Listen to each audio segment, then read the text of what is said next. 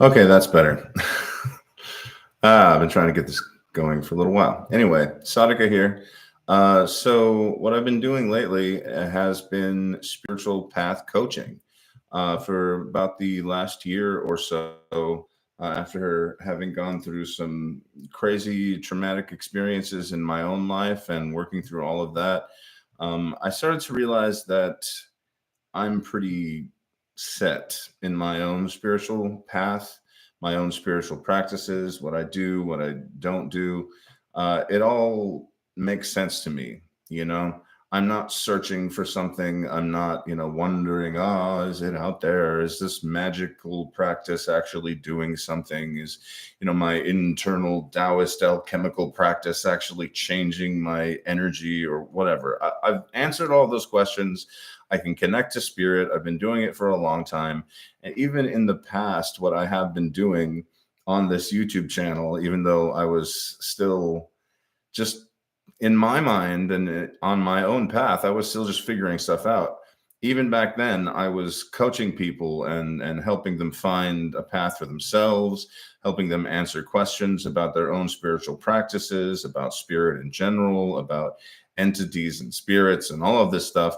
And it just seems to be what I'm here to do, you know. This video is specifically about banishing rituals or creating a sacred space, holding sacred space, cleansing, all of these things I have talked about 1,000 times before on this channel, which are totally great.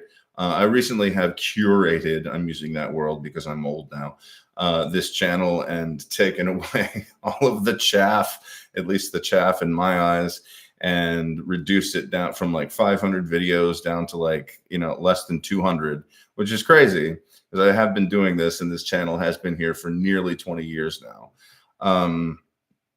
And I have condensed it down to just the ones that I think are gold. And yeah, a lot of what I used to do on this channel, I don't really do anymore. And so you can sort of see my own progress as, through the years. I have made videos on banishing and cleansing before. That's all well and good. I'm not even sure if they're out there in my catalog anymore. But this is how I feel about this stuff now. I've recently had at least two people come to me and say, where the heck do I start? I'm new to this. I don't know where to go. I don't know what to do. The first thing I always think of is figure out how to do a banishing ritual. But when I started to do research on this stuff for people, I started to realize how many associations there are with specific types of banishing rituals. Like the first one that comes to mind is the lesser banishing ritual of the pentagram. And I had to even step back and go like, wait a minute, where did that even come from? Then I start remembering the fact that it has all these Kabbalistic associations. And I'm like, oh, great, Kabbalah. And then I realized, wait, this is not a Kabbalistic ritual. This is from the Golden Dawn. And then it has been altered. It was altered and, modified, I guess, probably by Crowley and his people, and used a little bit differently in thelemic practices. And then it was also changed by a couple other people along the way. And then, of course, us modern people are like, you don't need all this weird associations. Let's just do the thing, and that's totally great too. Personally, when I was thinking of it, I think of the way that I do it, and basically you have intonation of specific, names of God. You have the intonation of specific words of power, calling in the power and the light and all the stuff.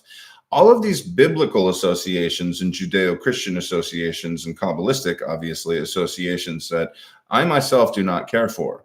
I am not a Christo-pagan. I do not practice that stuff. I was raised in a Christian cult, and so I don't usually tend to gravitate towards Christy stuff. I'm okay with the entity Christ, the mage, the yogi, the sage, whatever you want to think of him as, the enlightened being the ascended master. That's all great. I just don't care for all of these. Like, what relation do I really have to the Hebrew names of God, and chanting Adonai and all that kind of stuff? It makes me feel weird. And so when I was originally doing this practice myself, I replaced all of those with different names, with different words of power, as I was drawing the pentagram and doing the cross thing and all of that. Also, there's the association of the cross. It doesn't necessarily have to have Christian associations, but when I see somebody going like this, I automatically think of Catholicism, and that's not necessarily completely true in and of itself either. You have the Greek Orthodoxy and they do it that way. And you're essentially outlining different positions, or you could even say different chakra points or something like that, if you want to new ageify it, in order to purify, in order to bolster your aura, your energetic field, as you're intoning the names of God and so on. There are also a lot of things happening, because I had somebody come to me and say, okay, how do I start? I'm like, okay, well, you want to figure out how to do a banishing ritual. You want to figure out how to clear your space, cleanse your space. And I had to, backtrack and start thinking. That's why I got on this whole train, because most people, if they haven't engaged in this kind of stuff, they don't even know what you're talking about, and that's no fault of theirs. They just haven't done the research, they don't have the knowledge or the experience or whatever. What is a banishing ritual? What is, creating sacred space and all of that? What's the difference between the banishing ritual that a Western occult practitioner or magician uses, like the lesser banishing ritual of the pentagram, and what a Native American shaman might do when, hitting the drum and burning sage or cedar or whatever in a fire, or the Taoist priest who is ringing a bell and reciting specific prayers and burning incense in a censer, that kind of thing. Or censer. Is it a censer? Yeah, it's probably a censer. Anyway, what's the difference between all of those things? They're obviously all related, and yet I think that people get a little biased with their own practices because they say, well, yeah, you understand, they're all related, but they all have different flavors and they all have different things going on. Recently watched one on a person demonstrating and talking about the lesser, the LBPR or RP or whatever. I always confuse it now. Ritual of the pentagram. And he was explaining step by step. It's like, this is what you're doing, and you're going Ato, Gabura, and all these things, Malkut. And again, those Kabbalistic associations, while you're doing this, you're intoning, you're touching the things. But while you're doing that, you're also visualizing all of this stuff. So you're making things happen by using your intention, using your will, using your imagination, using your powers of visual magic or your powers of visualization. This is really complicated for people who are just starting out, trying to, get into their own spiritual path and just trying to, make sense of all this stuff that's going on. I have somebody also who has come to me who is having trouble with what seems like an entity attachment. The first thing I want to say is, learn how to banish, learn how to protect your aura, learn how to bolster your aura, learn how to create a sacred space around you before you do any type of ritual. Learn to ground, learn to earth, learn to literally sink your consciousness into Mother Earth, and she will take care of you. So I didn't mean to get to it now, but I'll just go ahead. That, to me, is one of the most important things, and one of the bases of banishing work and of creating a sacred space is actually grounding yourself first. And nobody ever talks about that, do they? Yeah, they might. But I haven't come across it. So I personally think that it needs to start with a grounding, which to me is a literal moving of your point of consciousness to a different place in your body or to a different place in the universe. So typically we tend to be centered from like the heart to the head. That's usually where most people have their center of consciousness, their point of consciousness, right? If you want to be very human, it will be around the center of the heart. This is also what people talk about when they talk about the assemblage point. That is sort of your focal point of awareness. And if it gets off, then people start to have different perceptions. If it's all the way up here, then this is very intellectual and very spiritual, and somebody who's head in the clouds all the time, and they really cannot. The people who are focused up here have the most difficulty grounding themselves. What you want to learn to do is to move that all the way down into the earth, or what a new ager might call the earth star chakra. Again, these are energy centers or points of awareness for your consciousness. They are points of consciousness. All of these points of consciousness or chakras are functioning the way that they're supposed to function, and they are part of your consciousness as a whole all the time, always, already. But when you move your focus, when you move your point of awareness to one of these chakras or energy centers on purpose, one of these focal points of consciousness, I also like to call them densities of consciousness. When you do that, you start perceiving from that level, and you start to realize, oh my God, I've been up in my head. I've been all the way up in this space here. I forgot what it means to come into the body. I forgot what it means to earth myself, to ground myself, and really move my consciousness down there.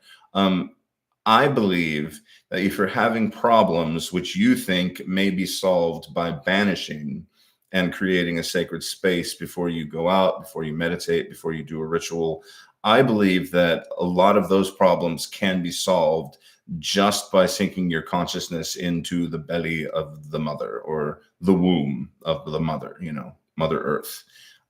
That's my thing. All right. I have a comment here. Grounding is definitely important. It's just like the energy for a tree ultimately comes from its roots. That's absolutely true. I recently learned about the image of a tree, and you have the tree of life, or you have Yggdrasil or whatever. And the roots are actually the brain of the tree, and the flowering up here and the leaves is everything else.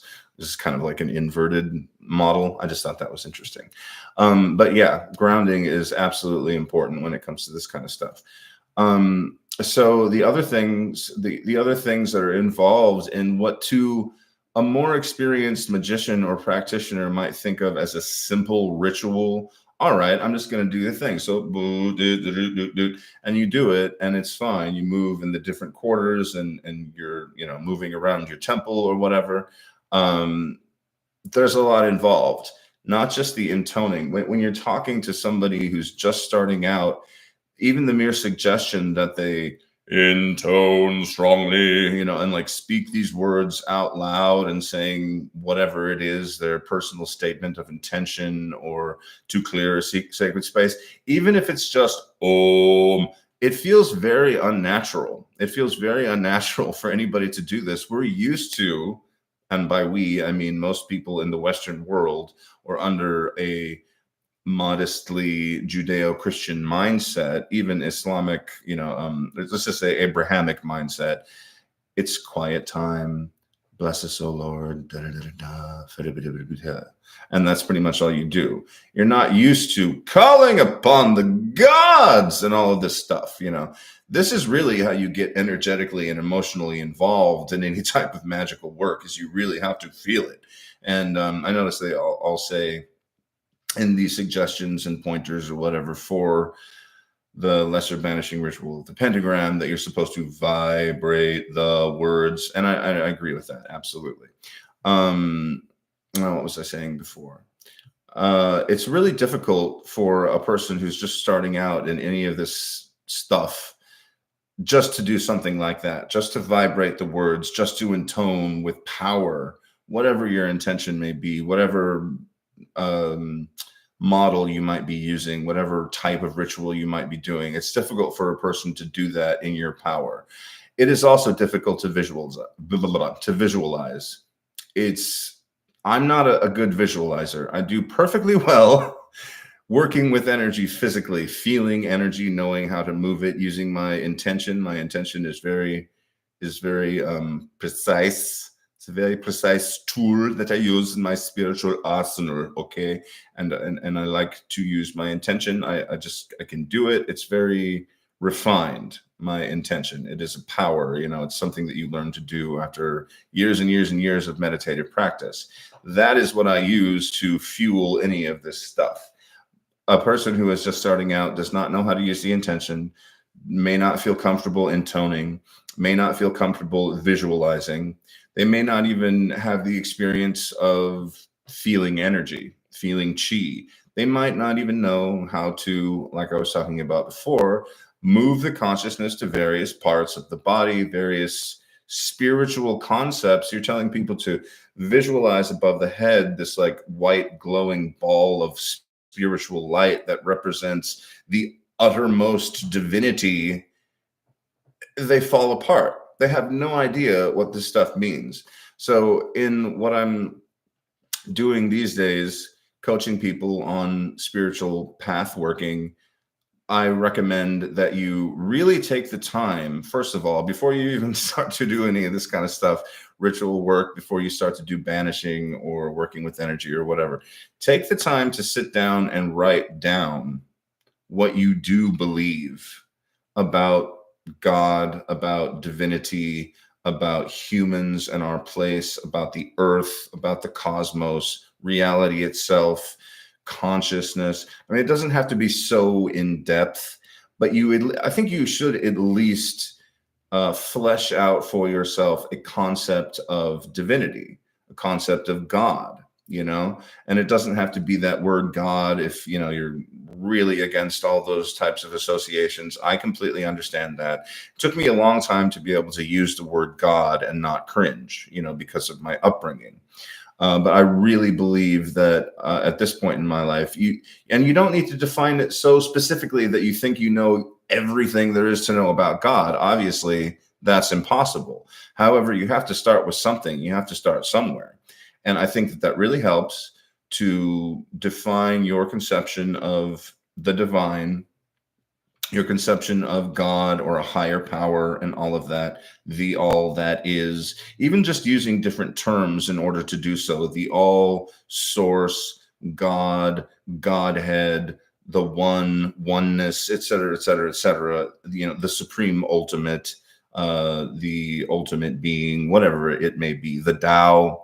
I want to talk more about some other kind of stuff related to Taoism, because I'm also an esoteric Taoist, and so that comes up too. But just using those different terms and writing them down will help you get an idea of what the heck you're even working with when you try to do a ritual like this. All right. I think this is very important for people who are starting out on any type of spiritual path. Define, at least loosely for yourself, what it is that you are beholden to in the terms of divinity or spiritual power. Another comment: putting drama into your magical practice brings forth power and brings it into the space much more. Absolutely. Thank you for that comment. I completely agree. It is about drama. I like to say it's about theater, and it is as much about that drama and the evocation of emotion and theatrics and doing this kind of stuff. If you can do all of that internally, then God bless you, child.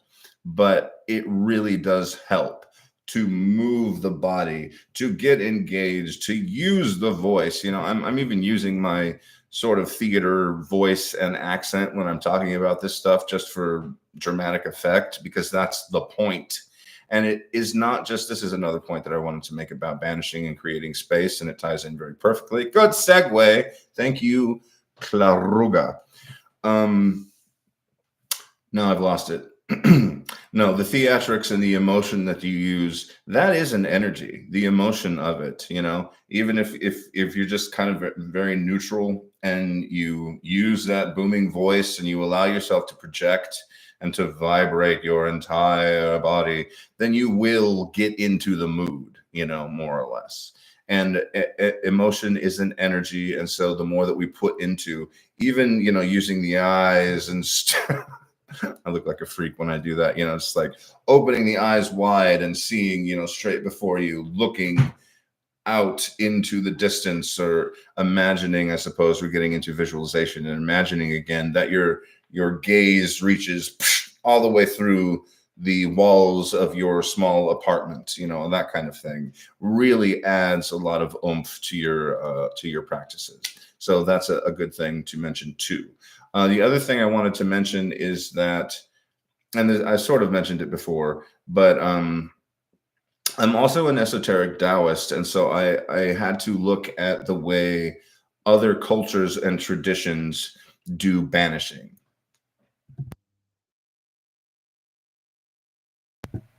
And what I found specifically with the Taoist practices is that there is, again, an invocation of a deity or a divine form, usually. It doesn't have to be Buddhist, but there is so much syncretism between Taoism and Buddhism that a person who today would call themselves an esoteric Taoist practitioner would be perfectly comfortable using a Buddha form. And the one that I was, there might be still a video on it on my channel. The one that I used was assuming the form of Fudo Myo, which is like a Japanese Buddhist deity. He's basically, what else is he called? Akala. And he is the banisher of demons, the slayer of demons. So he's got a sword and he has a rope and he's got a hang right here and like one chipped tooth or something. And he's angry for enlightenment. I love that. I love that, because again, it's a deity or a form that is an angry God. And so a lot of New Agers and apologists, spiritual apologists today would be like, well, you don't want to engage in anger thought forms. Why would you ever want anything like that? This is a manifestation of the divine. And I don't just mean as a God form or a thought form. It is also part of the manifestation of the divine within humanity. Part of what we are gets angry, and that is divine too. There can be such a thing as divine anger, when it comes to clearing out your sacred space and banishing things that are not supposed to be there, dark entities, little parasites, whatever they may be, even spirits of people who have passed on that we just can't have sticking around anymore, or whatever the case may be. Anger can be a huge emotional boost to the work that you're doing to banish those things. Assuming the form of an angry deity. First of all, there's a lot more that's going on here. You're supposed to have a little image of the deity. So you have an image of Fudo and his angry self. And you get used to it. Again, with a visualization, you are doing different mudras and things. You're holding those mudras and you are visualizing the God in front of you. And then you become the God. You become the God form. This is, I think, a little bit different from the more Western occult approach because you're not really becoming the deity. But you see this a lot in, yogic practices and Buddhist practices and Taoist practices, etc., where you actually envision yourself becoming the God and you actually allow yourself to become this form. I think this is an absolutely amazing practice to do when you're creating a sacred space, when you're banishing your space, because basically, these are thought forms or egregores that have been fed into by the human consciousness and by divine consciousness and energy over thousands of years at this point. I think that they are something that is worthy of our attention. And if you can sort of learn to channel to get out of the way so that these good beings, they are good beings, they have to be good ones, don't mess with any low astral forms or whatever, that can come into you and assume that role of clearing and banishing. It's an amazing practice to do. I don't know if that's exactly what's going on when you're doing something like the lesser banishing ritual of the pentagram and invoking the names of God. Am I thinking of myself as that God? That seems like sacrilegious in the Abrahamic faiths, So you see that there's sort of weird little belief structures that might make it difficult for some people to practice this kind of stuff. If I have a Judeo-Christian background, but I'm interested in esoteric Taoism or Buddhism or Buddhist magical practice or something like that, I might be really turned off by the idea of assuming the form of a god. The other thing that comes in is using specific like mudras, as I said, and also so there's like sword fingers. First of all, I think I can't even remember how it goes, but at one time you're doing like I forget how they go, like fists of anger or something like that. Just a specific, there it is, something like that. And you're using this, and you're sort of like building your own power, building your own chi. That made my hand cramp.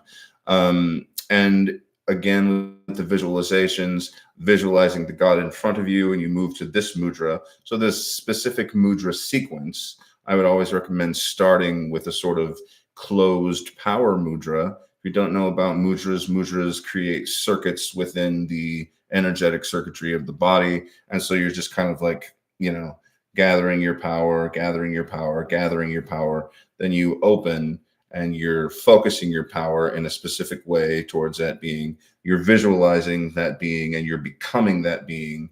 And then you use the sword fingers like this. And then the God form, essentially, that is within you, that you are at this point, kind of decides when to and use his sword. The sheath of the sword goes up here. He uses his sword and he cuts everything in a sort of sweeping motion in the space before him. And so I don't think that it actually, in the form that I learned, moved in each direction, in each of the four directions. I would absolutely recommend doing it in each of the four directions, just like you would do it in any other banishing type of ritual. And it's extremely powerful. And then you come back down, put the sword back in the sheath, and then you close down, concentrate your energy. If you want to, you do it again and again and again until you feel really cleared and cleaned out. These are great practices to do. Okay. Comment also calling upon one's ancestors specifically, and if one knows or has that kind of lineage, can help banish and work with you. This is another thing that people do need to. I was working with someone and asked if he had any kind of ancestral connection or worked with his ancestors, because I was going to get into the point of working with God forms, working with deities, working with spirit helpers, working with your guides, working with your higher self. All of that kind of stuff can get lumped in the same category with ancestors. Is basically beings that are not you, that you call upon to help you. So in the same vein as assuming the form of Fudo, becoming that God form, and you don't have to use Fudo, of course. You could use Avalokiteshvara or Guanyin, kind of the same thing, but one is male and one is female. Not sure how that happened, but I like it. You could use Krishna if you're into Krishna. You could use Christ. You could imagine Archangel Michael if you like Old Angel Mick. Then he has a sword in that thing, so you could use the exact same thing, assuming the form of Michael. When you're doing the lesser banishing ritual of the pentagram, you also say Michael on my right, and I don't know where they go or which ones you use. I think it's Raphael and Uriel and somebody else. But yeah, you're also calling in those forms, angel forms. You could also use that with something like the form of Fudo and completely change it up or mix it up. The other thing that I wanted to bring into this conversation is the four corners of the world are representations of your internal world and your internal environment. This is also the point that I wanted to start with, and I'm sorry it took me so long to get to it. Cleansing and banishing, this is a big one, is not just clearing your external space, the space around you. Get away, icky things. No icky things in here. I am a powerful witch. The ickiest things are inside of you. And our consciousness, our spiritual consciousness, but also really our earthly human consciousness goes all over the place all the time. All right. And it is really easy to, what am I trying to say? I guess I should just say that you will experience more benefit in your internal energetic and conscious environment than you may have realized. The turmoil is usually internal that we're dealing with. Even if it is some type of an entity, whether you like this idea or not, this is my own personal opinion, whether you like this idea or not, that entity has gotten attached to. Usually, there are cases where we just can't figure out what the hell is going on or how that entity got attached to you. Usually, because there is a weakness in your auric field. That doesn't mean that you're a morally bereft person or that you've behaved unethically in the past, therefore doesn't mean that you're a sinner or that you're just weak. And you may very well be energetically and spiritually weak. That does not mean that your spirit, ultimate spirit, your original essence, is weak. All of our original essences are incredibly powerful. They are very much closer to God, right? But as humans, we got all this stuff in between, the beliefs and the thought structures inside you in your head. You also create energetic matrices or whatever that allow or disallow certain other types of beings to get in, to influence you, to speak to you, etc. And so when we're talking about banishing, it is as much about clearing out your internal environment as it is about clearing out your external environment. That being said, stuff in your speaking in tongues, and I didn't mean to. Stuff in your external environment can obviously have a very drastic effect on your internal environment. Stuff in your internal environment can very obviously have a drastic effect on your external environment. So if I go into someone's space and I am just hating myself and life, they're going to start to feel like that too, because I'm projecting it and they're feeling it. And, I'm projecting from my internal environment out to their external environment. That's going to have an effect. The same thing can happen in reverse. But it is as much about clearing your own internal space, banishing or transmuting, if you like that terminology better, your own internal demons. And I'm not talking about demons. I'm just talking about the things that bother you, your self-doubt, your self-depreciation, your all that kind of stuff. So, yeah, and also the four directions, as we're talking about them, you see this come up in Taoism, you see it come up in the Native American cosmology, like the medicine wheel. You see it come up in the Meso and South American stuff. It's pretty much universal. So we also have this idea of the cross.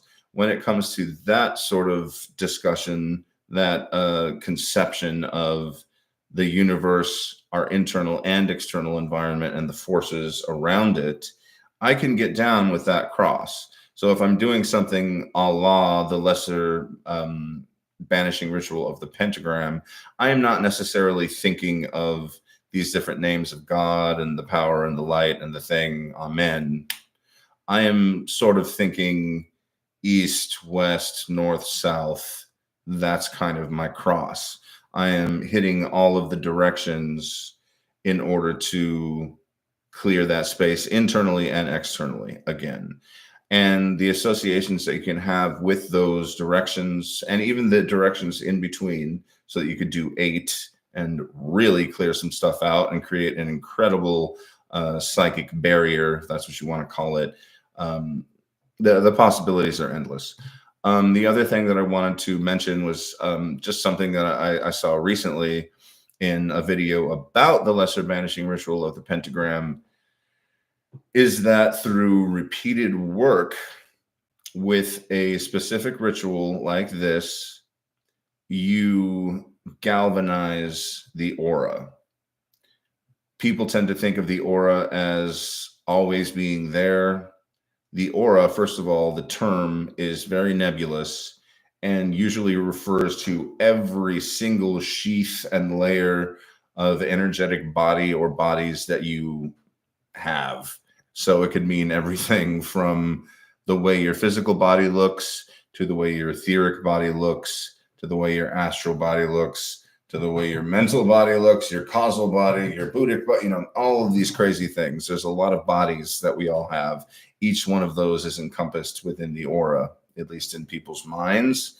I tend to think of the aura as being an emanation of the etheric body and the sort of spiritual energies that run through that. You're never going to see somebody who has a perfect rainbow prismatic version of an aura. It just doesn't happen.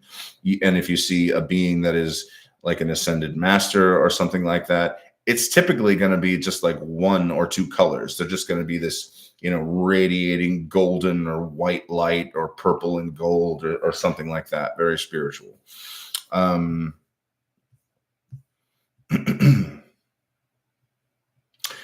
So regularly engaging in any of these type of practices actually creates a firmer, more stable, clearer, more galvanized. I like the word galvanized auric field. And this includes all of your types of bodies, right? So when you're calling upon these different forms, you're working with these different energies, you're vibrating while you're thinking of it, you're vibrating while you're visualizing, while you're intending all of these things. All of these elements coming together can have the very specific physical, but it is spiritual and energetic, it's all the same thing ultimately, effect of creating a much more galvanized, stable, protective, polished, however you want to think of it, auric field. You could even do this. I hadn't really thought about this until just now, but you could really do a specific ritual, like a banishing ritual or whatever, for each of the bodies that you're working with. I would very much put that towards working with the astral body, because the astral body is difficult to form. And people are not necessarily familiar with the concept. They think that we have all of these bodies and they're just out there. But a lot of them actually take work. A lot of them, you have to put your intention into creating that body.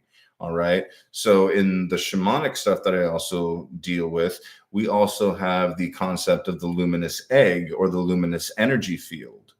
And that is essentially like an aura or part of the aura. It's more considered like a very spiritual, refined, golden sheath around the aura. And it's pretty large, actually.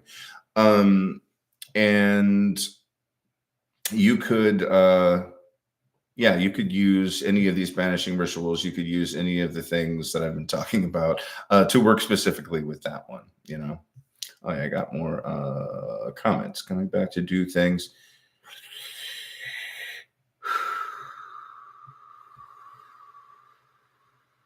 Right. Coming back to do things at a particular time set out, you get into that energy through setting a certain time of connection. Yeah, that's also important. Having a specific time that you do these, or I would never limit. I would do this type of practice every single day if you can, maybe even more than once a day. That would be phenomenal. But also lining it up with specific astrological events, specific cosmic events, doing 3 during the course of the day, morning, midday, and night would be fantastic. This is essentially, and that's what I also wanted to talk about when it comes to the polishing of the aura, creating these bodies, etc. Is that this is a form of energetic cultivation. That's really the point that I wanted to get across. Energetic cultivation means pulling in energies, evoking energies, invoking energies from whatever sources we can find, right? Everybody needs more energy. Well, most people do. And then working with those energies in a specific way with the will or intention, intent, whatever, to create certain effects, to create certain causes, to use that energy for a specific reason, right? And so in that sense, a banishing ritual is not just get the fuck out of my space. A banishing ritual is I am creating the space the way I want the space to be. I am cultivating energy the way I think energy needs to be cultivated in my bodies, plural, and the space around me. That's another point. The element of spirit, and we're not just talking about, we're talking about the four directions, and you can have those associations with the four elements.